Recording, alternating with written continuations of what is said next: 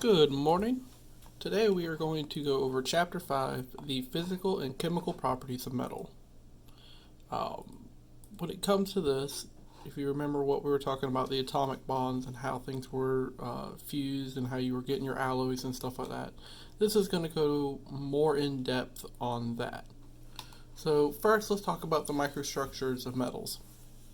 As liquid metal cools, it solidifies, so it goes from a liquid to a solid. Liquid metal has shapeless structures inside of it. When solid metal forms, it has like little crystallines in it, which has a repeating pattern. And this is determined by the metal and the temperature. So the faster you cool it or the slower it cools will actually change the crystal structure. The microstructure that forms depends on the composition, the time, temperature of the history, and the amount of temperature or deformation. This is one of the big reasons that we tell you that during a test you do not quench it, because that is a rapid cool and that changes up the microstructure of the metal and makes it easier to snap sometimes. So most steel is poured in continuous casting machines. You can see the liquid metals coming down, going through some rollers and stuff like that. There's your mold, and as it goes forward and it's cooling down, it starts to solidify and becomes a solid piece of metal. The molds are actually water cooled because you have to remember, this is 5, 6, 7,000 degrees going through here to keep this as a liquid, and as soon as it touches this, if this is liquid and this is metal, it's going to try to cling to it. So this has to stay real cool to keep this from clinging to it. And then the solid steel is cut to length into billets. That's just what it's called. So the crystal grains and dendrites. So over here you can see the dendrites, and they're growing up. They kind of look like little trees and pushing up on stuff. A single crystal dendrites grows from the mold walls. Dendrites resemble tree-like structures, and the dendrites will grow until they become grains. So this is going to keep on going until it becomes a full grain. The size of dendrites depends on the cooling rate in the mold. Slower cooling processes produce larger metal dendrites, and faster ones can make smaller ones. The grain structure in continuous cast steel, so this one's a little bit different. The cross section shows how dendrites grow. So you see them come in this direction and making like a little X formation. Dendrites form large grains in the casting steel. Near melting point, steel has face center, so FCC structure, and this is called austenite. Austenite contains some carbon, may be in the solution, and may be separate particles of iron carbonate. Structures formed by hot working. So over here you can actually see the machines, and remember how we were kind of talking about the billets? So that right there is extremely hot metal going through here, being formed in little small intervals every time. It starts at one size over here, and every single one of these puts just a little bit of compression on the metal and makes it just a little bit smaller and a little bit smaller. Continuous cast metal must be reduced in size. Hot work is work done while the metal is well above temperature, where crystals reform quickly. For hot work, this is 2,100 Fahrenheit or 1,150 Celsius. Hot working, so this is rolling. Rolling is the most common working process. Steel is pressed through a series of large rolls that reduce the size. Also includes extrusion and forging. So remember, just as I was talking about, this is where they are rolling it out to make it smaller and smaller. And understand that it's not just 3 of them. This is like 30 or 40 of them in a row, and every one of them is knocking it down just a little bit smaller every time. So hot working in the atomic level slip. Large grains are deformed during hot working. Each crystal has a slip planes of atoms. Slip planes allow atoms to move easily slide past each other. The SEC structures have many possible slip planes. So you kind of see it right here. It's where these two kind of meet up across, and then right here it comes over. So it's kind of like cutting it in half at certain points. Over here it's going to cause this to cut. And it's just, like I said, it allows the atoms to slide past each other a little bit easier. Recrystallization during hot working. A hot working temperature disrupts atoms quickly and reforms into new crystals. So every time it gets heated up, it disrupts the atoms, and the crystals start to weaken, and then they reforge into each other. This is why it calls recrystallization. Dynamic recrystallization occurs when metal is being formed. The metal recrystallizes as fast as the deformation occurs. So, uniform grain after hot working. After considerable hot work, small uniform grain size is obtained. Properties are much improved from the original cast structure. They're more uniform, to higher strength, and improved ductility. Ductility in a metal's ability to bend and form without cracking or tearing apart. So, when you are doing a bend test, this is the important part. It is talking about the ductility of the piece and its ability to handle something without cracking or ripping apart. Which is why when you quench it, it destroys actually part of that ductility and can ruin what you're doing. And so you could have a perfect weld, but because you have damaged the ductility of the steel itself, when you go to bend it, it just snaps.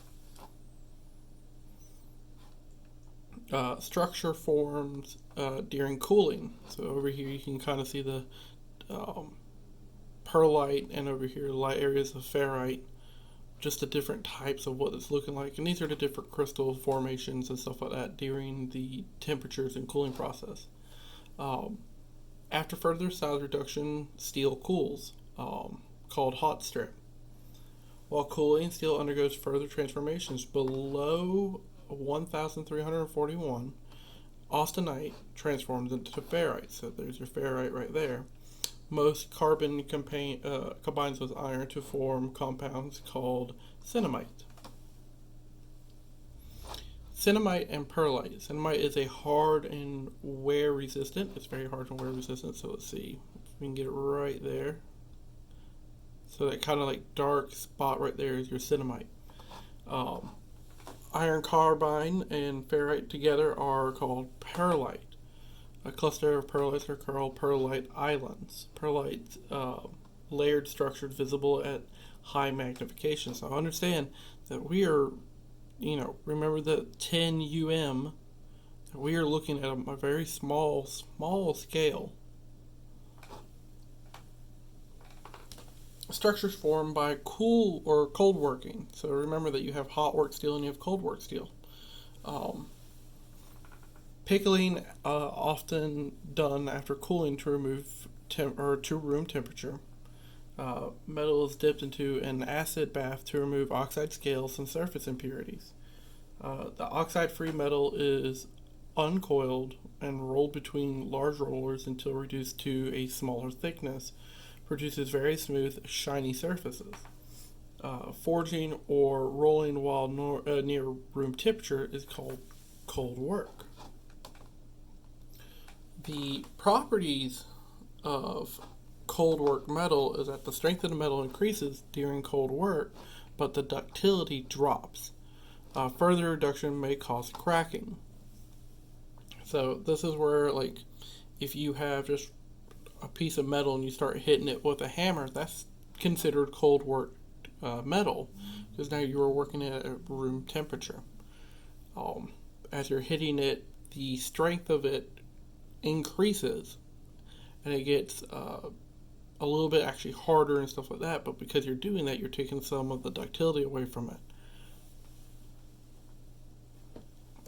it. Dislocations. If for any of y'all who've ever been in like a car accident or something like that, you kind of understand what a dislocation is, and that's very similar actually for metal. Ferrite grains are not perfect BCC arrays. Some planes of atoms extend only partway through the grain, so if you kind of see right here, it didn't finish what it was doing. So this is a structural weak point in the grains. The edge dislocations are one impurification in the crystal lattice. And these dislocations can be seen with transmission electrons microscope, so a TEM. And remember that at this point you're going extremely small. Dislocations and work hardening. If forces push the lattice edge, dislocations can shift. The change shapes of the metal by one atomic spacing, about 0.28 nanometers, and it occurs in all metals. So no metal is immune to this. So right here you see half the plane to become plane, and plane to become half plane. And you see right here is where they're not connected. So just like before where we were talking about a dislocation, there's your dislocation. The plane or the pin dislocations, edge dislocations can be stopped or pinned by obstructions. Force required to move the next dislocation increases as they pile up near each other. So if you kind of look at it, you see how this line right here is showing that the pin dislocations have built up, or they're building up, and after a significant force is created, the dislocation pass past the obstruction. So right here, and all of a sudden now we have it on both sides, showing that it's starting to go off. If pushed hard enough, dislocations moves off at the angle to the first. Forms second type of dislocations called skew dislocation, and difficult to move, and the strength is increased. So not everything is wrong when it comes to dislocations. And remember, sometimes you're looking for that increase in strength. Inhibitors to dislocation motion, you have a second phase particles. Commercial alloys usually are not pure. Additional elements with different size atoms disrupt the space lattice. So remember, every atom is a little bit bigger or a little bit smaller than the other one. So when certain things are going in there, when you're thinking about steel, you're like, it's iron and carbon. Well, sometimes it's like iron, carbon, and then there's other stuff like nitrogen that might get stuck in there that's just messes with the chemical properties of the steel. And that atomic differently, just on the atomic level, can change the entire structure of the steel. The elements may form compounds, and thus the second phase of particles block dislocation. Example, iron carbide in steel.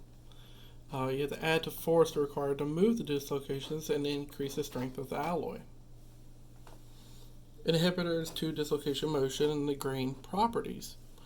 Dislocation only have difficult moving past grain properties. So, or not properties, boundaries.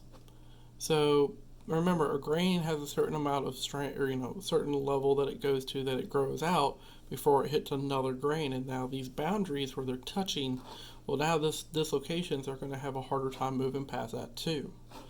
The grain orientation differs from one grain to the next, so this also makes this a little bit more difficult. Another one are tangles. When a second slip plane crosses an entire one, or an earlier one, dislocation motion on both is impeded. So this is where the two hit each other, and now they're both trying to fight. There's once again an increased force needed to move them. When many dislocations occur across slip planes, they form a dislocation tangle. The force required to deform metal is much greater, and you can kind of think of this just like cables and stuff like that. If you have a bunch of them in a group or in a little pile and they all get tangled up, it just becomes like a nightmare to get them all back separated. So think of it kind of like that. These dislocations are kind of like ropes or cables or something, and you're moving them and you're moving them, and they're starting to get tangled up on the next cable, and then they're getting tangled up on the next cable. All of a sudden you just have this big giant mess that you're going to have to take apart or do stuff like that, it's going to require more time and more energy to do so. But the dislocation affects all metals' performance. The strength of the metal increases. But remember, when strength increases, typically ductility decreases. Further reduction becomes more difficult. So to try and do any more would just become a little bit harder and harder and harder. If you think about it, once again, going back to the cables, if you have like 5 or 6 of them tangled up to each other, getting the 6th one to tangle up with it is going to be actually difficult, because now there's so much little space for that 6th one to touch that it just kind of rolls over the top. Dislocations at the nanometer scale form tangles that prevent further deformation. At a certain point, when you're trying to do any more, the metal's just going to fail. So that is the big thing. And remember, we're talking about nanometer scale. And this will determine everything about what the steel is going to do and how it acts. So let's talk about the recovery of cold work metal and recrystallization. Cold worked metal cannot be worked. And we'll explain a little bit about that, okay? Annealing is used to restore ductility and workability. It is a high temperature treatment. So when you're doing this, you're annealing it to restore ductility, workability. You're bringing it up to its temperature. Remember, when you bring up temperature of a metal, that's when you can refix the crystal structure. It may take a few minutes at a hot work temperatures. It may take hours at lower temperatures. So the hotter you get, the faster you can work on it. If you've ever watched people doing blacksmith, there's a reason why a lot of them do it while the metal is red hot or glowing orange, honestly. During annealing, grains disrupt with tangles recrystallizations into crystal structures with no tangles. So just like we were saying before, you had all the tangles that were getting mixed up. Essentially, when you were doing the annealing, you were taking all the cables that were now locked up each other and you undid them. Now you have your regular crystal structure again. Recrystallization temperature. So every single one of them has a different temperature that it does this. Recrystallization's temperature depends on the composition and the amount of cold working. Commercial grades of metal recrystallize at slightly higher temperatures, and you can compare carbon steel with pure iron.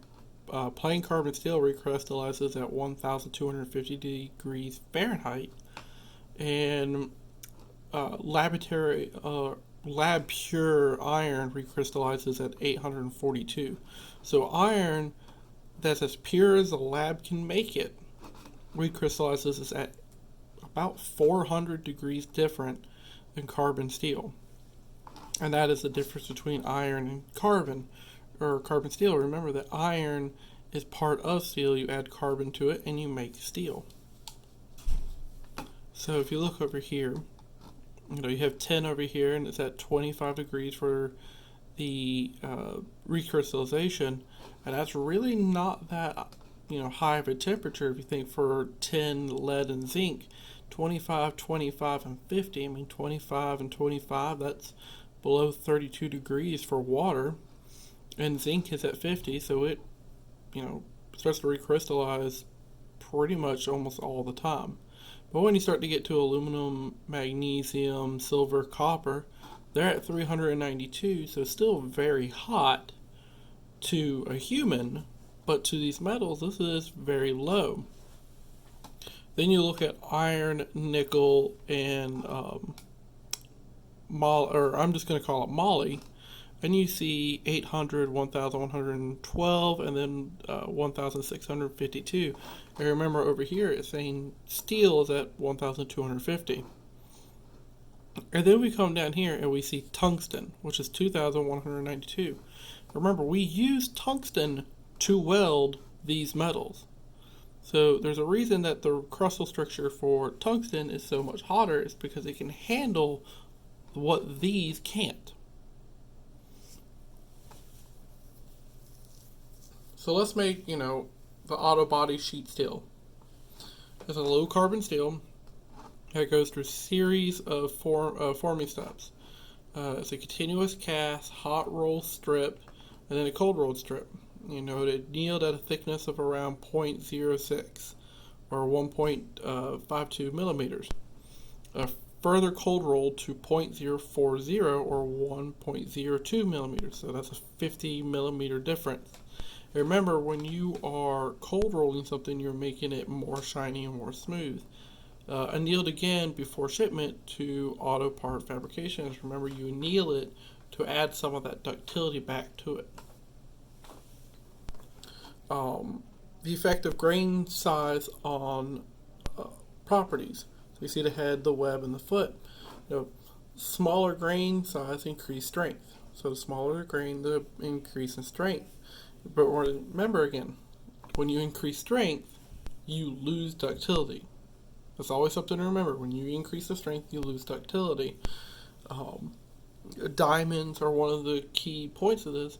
They actually have a lot of strength, but they have no ductility. That's why they can cut glass, but if you hit them with a hammer, they just shatter. Cast billets are not rolled or forged to have larger grains, and may have less strength and ductility. Physical properties of metal. Physical properties can be measured without applying force. Melting point is a physical property measured by heating a sample until it melts. Remember, every metal has a different one. Density is mass per volume, controlled by the atomic mass of atoms and the atomic spacing. Density of a perfect single crystal is called a theoretical distance, or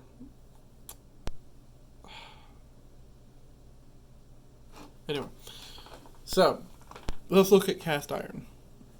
We are talking about pounds per cubic amount. So cast iron is 481, iron that's pure is 491, and nickel's 556. And you can see that these are different. So we get to water, and you see that it is 62, and nylon is 72. Uranium, this is the stuff that you're talking about for the atomic bombs or for something like a nuclear reactor, 1,189. And once again, you see tungsten is higher than that. You also see that tungsten has more density in the kilograms version as well. So there's a reason why tungsten is used for so much, is that tungsten is typically more dense and can handle heat better than a lot of other things.